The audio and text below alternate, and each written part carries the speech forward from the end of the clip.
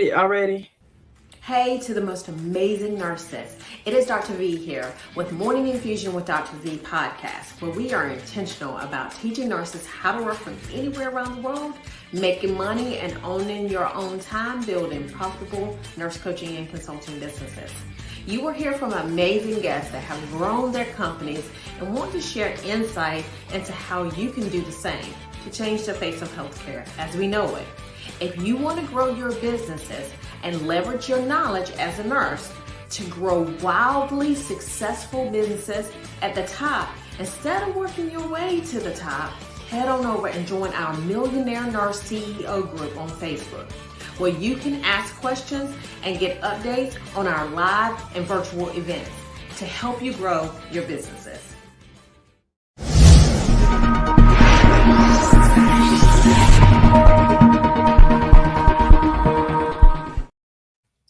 Good morning. Good morning. So this morning we have Dr. Nicole Brown with us. So Dr. Nicole, so I want you to describe yourself. So if someone asks who you are, so give them a brief bio of who you are. Good morning, and thank you so much for having me, Dr. Viola. My name is Dr. Nicole Brown. I'm a mom of three, a nurse, entrepreneur, and I'm a veteran also. So I have three children. They are 22, 20, and 18. My two boys are in pre-med at Virginia State, and my daughter is starting nursing school this month. So we're excited about that. And I'm also a nurse entrepreneur. And next year will be 30 years of nursing. I have come a long way. And with different experiences, I did emergency room for 10 years. I taught nursing for 10 years. And the last few years, I've been doing case management. And that's been really a good passion for me. And over COVID, actually, I had some time on my hand and I decided to look into home health agency. And I started a home health agency, which has been doing very well. I was able to quit my full-time job. But during this time, I've also started a nonprofit, and I have my nurse dolls. Now, my nurse dolls started when my children, I would say back in 2009. My children would ask me every day, Mom, what do you do when you go to work? I was teaching at the time, and I had a white coat. And I said, I'm a nurse. And they said, what's a nurse? We thought you were a doctor or dentist with your white coat. And I said, no, I'm a nurse. Well, I said, okay, Christmas is coming. I'm going to go out and find you some things on nursing. This was 2009, before Doc McStuffin. My children loved Dora. And I noticed there was nothing on the market about nursing. So I started out with what Dora did, with the videos, which I had the animated DVD right here, The Adventures of Nurse Nicole. And then I started I started with the books first. That was in 2013. I published from The Adventures of Nurse Nicole, N is for Nurse. And also the same year, I published Wash Your Hands. First skill I teach my students and my children. And N is for Nurse is an ABC book explaining nursing from A to Z. When my children came to visit me at the nursing school, we went over what nurses do from A to Z. And then in 2015, we added the nurse dolls, 18-inch dolls. And we have Nurse Nicole, who is our African-American representative here. And then we have Nurse Linda. And also we have some education models that are coming out. I have a nonprofit that goes along with the dolls and books and DVDs, so we can present that to children. This has been a whirlwind, but I'm excited, and thank you for having us, so we can start talking about, what the nurse dolls do. I love it. I love it. I love it. So let's go back. Because I always ask this question. Why did you even become a nurse from the very beginning? Because it's 30 years ago. So why did you? Really? I was actually in pre-med program. I went to the military right after high school. And when I came back, I just realized I was in pre-med, and I realized I didn't want to be in school for so long. And they had the Baylor shift programs at the hospital. And that was like, Baylor this is back in the old days. You work 2/12 Saturday and Sunday, and they paid you 36 hours, and you got full salary and benefits. Well, I didn't know back in those days, I'm missing out on my weekends, because everybody else is off on weekends. But it was cute to start out. So I ended up going into nursing because I didn't want to be in pre-med for pre-med I was going to be poor for a very long time, and I wanted to live my life. My parents were very strict. Even though I was at home, I was a veteran, but they were very strict, and I was like, I need to be out on my own. So I went to nursing school, and I was able to, let me see, I finished May the 5th. I was in my own apartment by the end of the month. I was like gone from my parents. So, and I wanted to do that. I love it. I love it. I love it. So once you got into nursing school and then you went on, so now what made you were in the military. How long were you in the military? I was in the reserves. We were in the I was in reserves for 8 years, and we got deployed to Germany for Desert Storm. Okay. And And that then, was like, oh, I really was like, I gotta hurry up and get out the military and finish school. oh, that's right. So now, once you got out of the military, you went on to get all of now what's your doctorate in? Okay. I graduated from 1994 from an associate's program, and that was at J. Sargent Reynolds. It's a community college in Richmond, Virginia. Uh, So I took a year off, did something really stupid, got married, of course. Then I went back to school to Old Dominion. So I graduated with my bachelor's in 1997, and then got got back on the trail again, took some time off, got married again, had my 3 children, and decided, I don't want to be on this floor all the time. I want to do something else. So I ended up going back and getting my master's. My children were 1, 3, and 5. So I knocked that out in 1 year. Started August the 26th, and I graduated the next August the 6th. And then I started teaching on August the 8th. So I started my teaching career. No one told me you took a huge pay cut for teaching at the community college. So that was a big adjustment because I was at that time I did travel. I was doing travel nursing. I had moved to Florida, and I went under travel nursing, and then I did a local assignment also. I always worked 2 jobs. So I did per diem and traveling, and then I realized I could not do both while teaching, because teaching is a full-time job. Oh my gosh. I mean, I sleep with my books. I have to, that's the last thing I do at night. I'm grading papers, or I'm reviewing what I'm going to teach the next day. And then I wake up in the morning at 5 and I'm reviewing what I'm teaching. So my books are in my bed with me. And, it was overwhelming, but I did enjoy teaching at the time. I think that that's Now, one thing that I think that that's one thing that we have to really be intentional about, or really know, is that we can teach, we can monetize our knowledge. Like, we go back to school to get all these degrees, and we teach, we go back to these universities, which they teach us to teach. And no shame, right? Because we need nurses at the bedside, right? But the deal correct. is you can still do the same thing. You can monetize your knowledge and get paid way more money than what you would teaching. And I think that that's something that a lot of us just didn't realize at first, prior to, this whole age of entrepreneurship. So go ahead. So once you did that, then what made you go back to get is it DMP or PhD? I have a DMP. So I finished my master's degree, and I was teaching. And let me tell you something. Teaching is very political. Oh my gosh, you think the hospital is political? Oh my gosh, teaching is way more political and cutthroat. Let me tell you. I've taught at community college. I've taught at 2 for-profit schools, which is completely different, because an associate program, most at a community college are going to be accredited. These for-profit schools are not accredited, so their standards are completely different. And it was a culture shock, because things that they don't allow at an accredited school are okay at a for-profit. And then I taught at an HBCU, which that was a whole different experience also. I mean, each one has their differences, but I'm glad I had those experiences, and I really did enjoy my teaching. I miss teaching, but I'm ready for a change, and that's when I went into case management. And you're able to know what the resources are out in the community. because a lot of people just don't know what the resources are and what are available. And then when you have aging family members, case management will help you because you'll be able to direct your family into what they need. So that was very helpful. So tell me the difference between an accredited school and a for-profit school. Tell me a few of the differences between the two schools. Well, the for-profit schools that I worked at were not accredited. So that means they have, you know, I don't know how to say, the culture is different.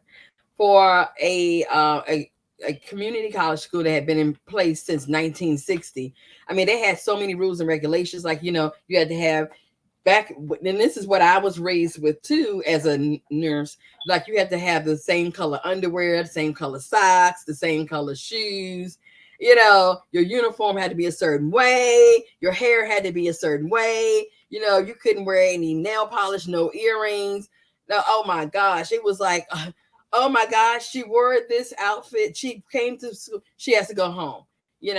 And so this is my first nursing job. And then I always got picked on by the other staff if I didn't correct the students, or if I wasn't as hard on the students as they wanted me to be. They would come down on me and say it's my teaching style or what have you. So it was always a lot of, and we had 17 nursing staff. That's a whole lot of different personalities. And also, I struggle with ADHD, which is undiagnosed. So I'm at these staff meetings and I'm bouncing because I'm struggling. I'm like, this is so freaking boring. Fridays, we're in meetings for 4 and 5 hours doing policies. I'm sitting here. I could not function, because I'm bouncing off the wall, even though I'm like looking at you. I got 20 things going on in my mind, and I had to learn how to calm myself. And one of the things when I went to the military, that helped me be able to be a nurse so I could be focused. But that was a lot.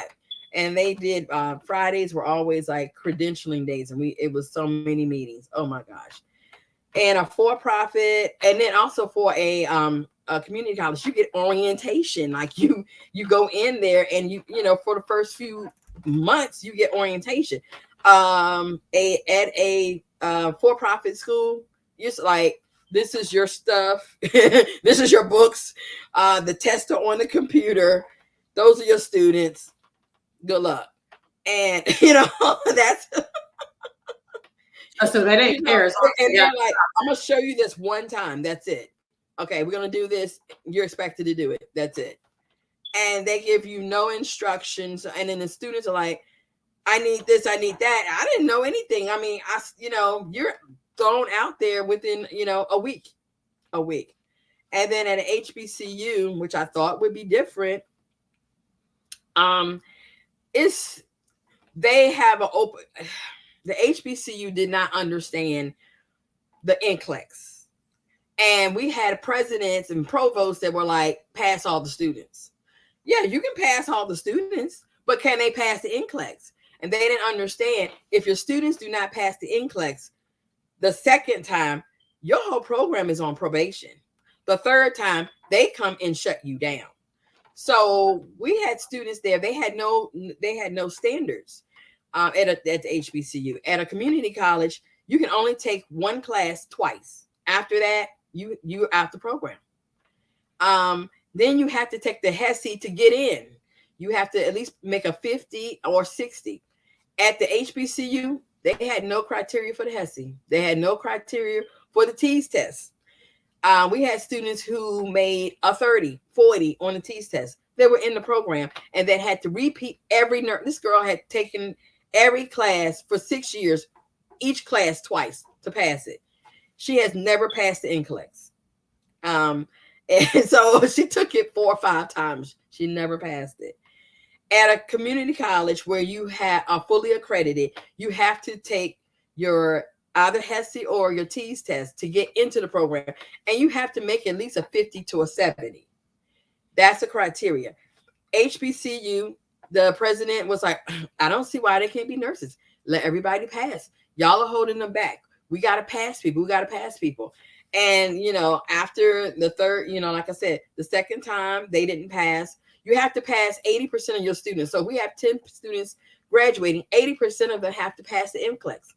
We had 40% pass rate the first time when the new president came on board and decided, oh, we have to pass everybody. There's no reason that people have to repeat nursing.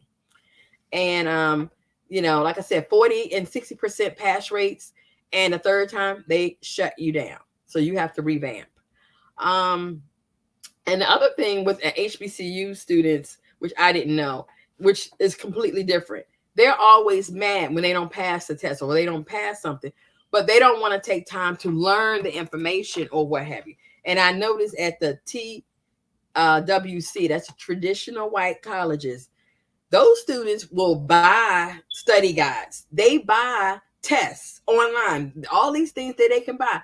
They buy stuff that they can cheat with. They got pens that they can just trace over the questions, and it'll transfer to, it's computerized, digital. And this was back, I've taught, it was, oh my gosh, that was in the, the early 2000s. So they were able to collect data. They were able to buy the test online, and they were able to pass. Whereas the HBCU students were just always angry, and it was a 4-year school. They were always focused on all the other things on the college. Oh, this party is tonight. This organization is tonight.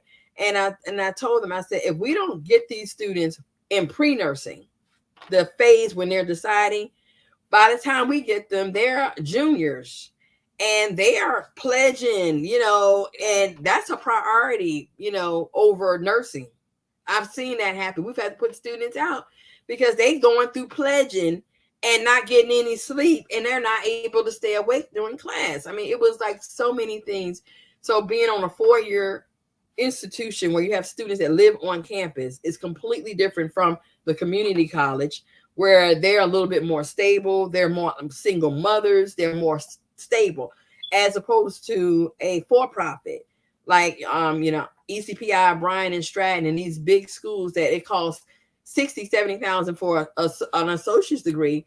They'll tell the student, oh, you can drive truck all day and go to nursing school at night. No big deal, And if you are a real nurse, in nursing school, you have to eat, sleep, nursing. That's it. You cannot be running all over the place.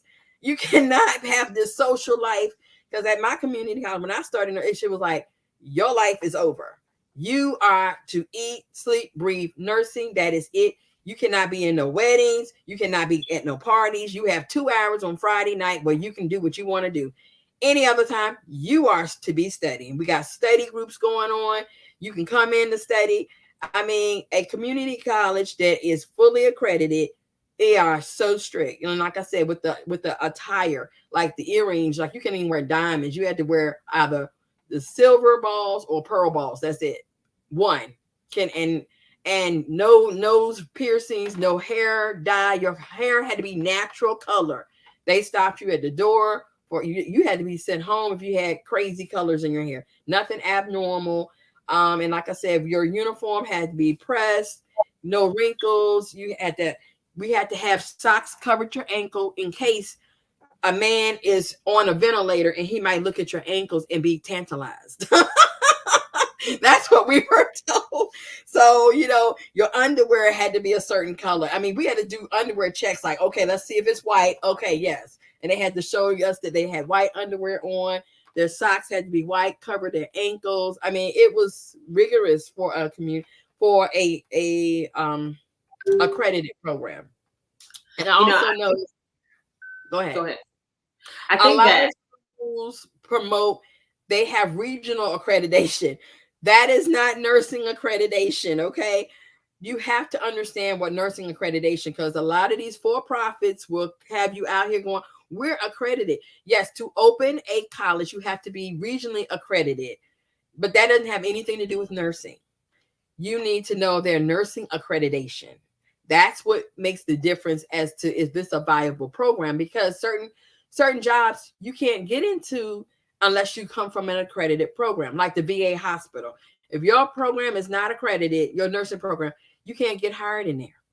And in different schools, if you have a magnet hospital, That's a hospital that focuses on nurse statistical data, and it's nurse-led hospitals.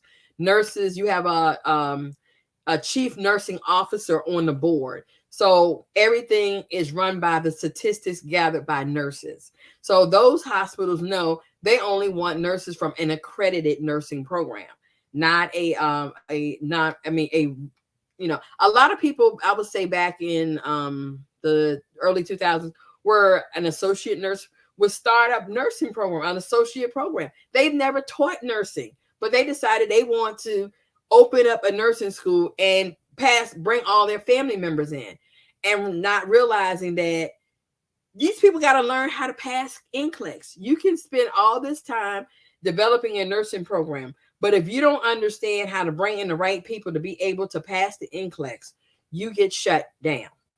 And a lot of these programs got shut down. So it's a lot. I think that you are correct, and I'm sure that all HBCUs are not created equal. I'm sure that Correct.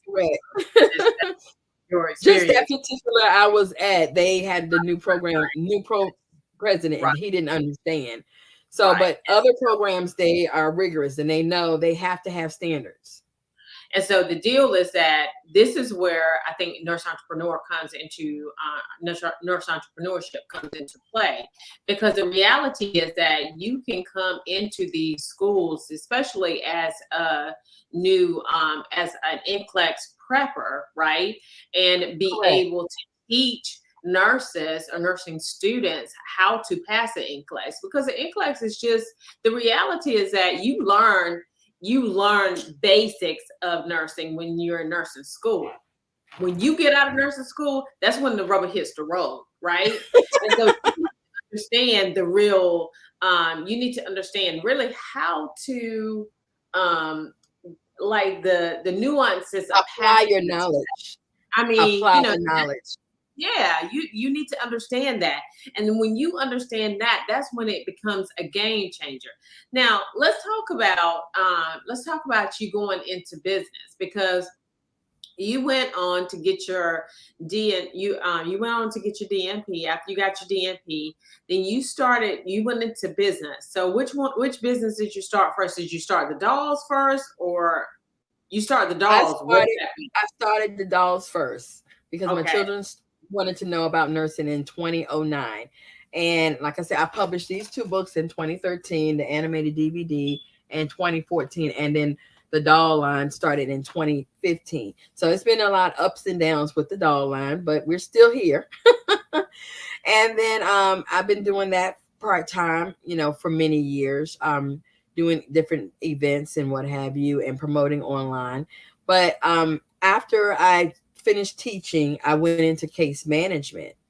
And then when I was in case management, a lot of people would say, "Oh my gosh, you're why are you just doing nursing? You have your nurse license. You should own your own home health agency." And I was like, "What?" And when I was out there, because I work for Medicaid, I'm in between the family and the MCO, which is the Medicaid company. And I started hearing that often, like, "You're a nurse. How many clients do you have?" And I'm like, 170. It's like, you only need like 20, 30 clients. You need to start your own agency. You'll have much more time on your hand and you have less patience. And I was like, wow. So COVID happened. I had time on my hands. I said, okay. And I had some coworkers who were like, "Look, you already got these other businesses. I had my nonprofit and I had my doll line." Just like, "Why don't you look into how to start a home health agency and let us know, we know you can do this, So some of my coworkers were unhappy. So I started looking into it. And I realized here I'm in Virginia, you have Consumer Direct, which someone who has a background in social work or human services, they can have that program where they're in between the state and the family. But it pays less money. Then I also found out you can have your own home health agency but you have to have a nurse on board and you have to have 3 board members. So I started researching and I realized, oh, well, I'm a nurse. I qualify to start an agency.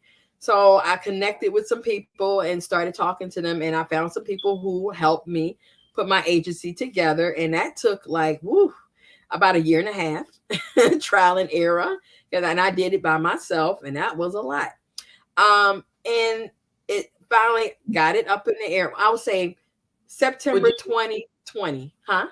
You recommend doing that again by yourself, or would you recommend getting a coach to do it? Oh my gosh, I would definitely recommend getting a coach. Let me tell you, I started researching September 2020 because COVID happened in March. So by this time, everything is slowed down. And I connected with some people who, gave me the information, but they didn't want to coach me. They were like, okay, do this. And they walk away, do that, walk away. And finally, I had the first phase put together by January, and I got checked off by the state. That was January 2021. And I had my office space and my insurance and everything. Then I had to get ready for my second phase, which finally started in May of 2021. I was checked off with that finally. Then I had to do another phase with the MPI numbers and getting credentialed with federal and state. I did that part. Then finally, I got all my information, and then I had to go through each credentialing company, each MCO that I wanted to work with. So I started that process in January of 2022. So I was able to start taking clients March 2022. So like I said, that was about a year and a half. So I started taking my first clients, and that's up and downhill because someone needs to show you. I do Medicaid, I can do veteran services, I can do private pay, and I can do private duty nursing. And so each one is a different business. So I had to learn all of these processes and how to run a business. So I started out taking clients, and then, and it's overwhelming. I had to put my foot down. I can only take, I would say, 2 clients a month. Some months I was taking 5. Very overwhelming because I had to learn how to pay my employees. So I started taking clients in March of 2022. I didn't realize it's May. I got to learn how to pay these people. So I had to learn how to manage the business. And I'm like, I got an employee, and she's like, oh man, I haven't gotten paid. And I was like, oh my gosh. So I was like, how do I pay these people? So I had to go in, and I was like, you have to go in and release your offs every week. And I was like, oh my gosh. So I had to start paying, and you have to have at least 20,000 liquid to open an agency. So I had to pull money out of my savings to pay my employees until I realized how to get paid. So finally in June, I started, okay, the money started coming. Thank you, Lord. I mean, every week I got to pray. I'm praying. But, as things started going well, and I would definitely say by October, I had 15 clients, which is very good. I'm surpassing my income at work, but I couldn't let my job go. I was still afraid. Oh, hold on. Let me check this down. I'm sorry. I thought I had turned all my phones on vibrate, but I didn't. So anyway, I was still afraid to let my job go. And that was October. And then January came, and I went to we're in another big group, mastermind, and I joined this mastermind, and I realized by March I was like, oh my gosh, I'm still working a full-time job in 2023, and my income, I've hit 6 figures in my home health agency, but I couldn't let it go. I couldn't let that job go. I'm like, okay, I gotta find health insurance. So I got into really finding health insurance. And in March, I was going to the mastermind. And the third time I went, I was able to find health insurance. So the very next month in April, I was able to say, okay, I can't deal with this job anymore. So I was able to walk away from, and I was, oh my gosh, I was making almost 6 figures at my Medicaid job. And I had to walk away. So I left there, and I mean, actually it's the best thing. I feel so much better walking away from that job and running my agency. And last month I hired 2 employees, And we are growing now. I've joined a lot of now that I don't have to have a job. I'm networking my business, and I almost have 30 clients. I'm almost at 30 clients. So we're doing very well, and I need to hire another employee. That's a So great the home thing. health, and that's one of a lot of people don't know, home health agency is one of the ways that nurses can become millionaires. It's a lot of work putting everything together, but it can be very lucrative. So I'm learning that, and hopefully one day I'll be able to start teaching people, nurses and other people, how to start their own home health agencies. But the other thing I want to talk about was I started out with my 4 coworkers and they wanted to know about the home health agency. And when I realized that you had to be a nurse, I and I know and I've been doing home health agency for a while. Never start a business with somebody else. It can be disastrous. In my some of my home health agency groups, I've talked to people. Everybody who has started with a partnership, it has ended. It has ended their friendship or anything. So I would always recommend never start a home health agency with anyone. All because when stuff does not get done, I know who the problem is. I'm the problem, okay? And I have to make the adjustments. But when you have other people, it causes problems. And I could see in a home health agency, you have to have a nurse, and the nurse's job is a lot. And I could not bring on other people who are not nurses when I know that everything evolves around what the nurse does. So needless to say, the 4 friends who wanted to start this agency with me, and it's bad. I really don't have them as friends anymore. We all met at the job. I have been at the job 7 years. And when I started my agency and I said, you all can do consumer direct, do your own thing. I'm going to do the agency because I'm a nurse. They could not, take it. So I lost friends after that. And I'm like, well, I have 3 children. I have a daughter that's going into nursing. I have somebody who I can leave a legacy to. And then I have my 2 sons who are in pre-med, who may marry nurses, or I want to keep this. This is my legacy. Is Nurse Nicole's home care. So I don't want to share this with someone else. And then all my other friends, they didn't have children. They have one has a child, but the other 2 didn't have any children. So they don't understand, when you start a business, you want this to be a legacy. And so our friendship has been hampered by that because they don't understand. So. Well, I think that there is value in that. There is Mhm. a video by TD Jakes, and the video is nothing just happens. And he says that people will walk out of your life, and when people walk out of your life, you got to let them go. And when people don't understand, Exactly. the who you are, when they don't understand the decisions you make, when they don't understand the boundaries that you place upon your life, because they can go out and they can have their own businesses and they can do that Exactly. at the end of the day. And I'm here to cheer you on. If you have your own business over here, I'm here to cheer you on with your own business. I'm here to cheer me on with my own business. I'm not mad at you because you're making money. I'm good with you. I love you because Exactly. you. And when people are mad with you because you are doing your thing, then those people you don't need in your life, and they're going to fall off anyway. And so you need to be good with that. So now tell people where they can find you, Dr. Nicole. Well, they can find me at thenursestyles.com. You can connect with me there. I'm also on social media. I'm on Facebook. We have thenursestyles.com. The Nurse Styles 2.0. I'm also on Instagram, the Nurse Styles. I'm on Twitter. Is it still Twitter? thenursestyles.com. And I got a TikTok, girl. They got me on TikTok. I love it. So I I've love done some videos. I've been doing the share thing where I'm pointing and people are dancing. I'm connecting with a lot of nurses on TikTok. I was really exciting. And I have a marketing person for my dolls. And then this year, I'm going to kick off 2024 with a subscription model for the nurse dolls. So we're going to be doing activities every month and connecting with some school systems, some children's organizational systems with the nurse dolls. And like I said, I also have the home health agency that's Nurse Nicole's Home Care LLC. I don't even advertise. I don't even have a website yet.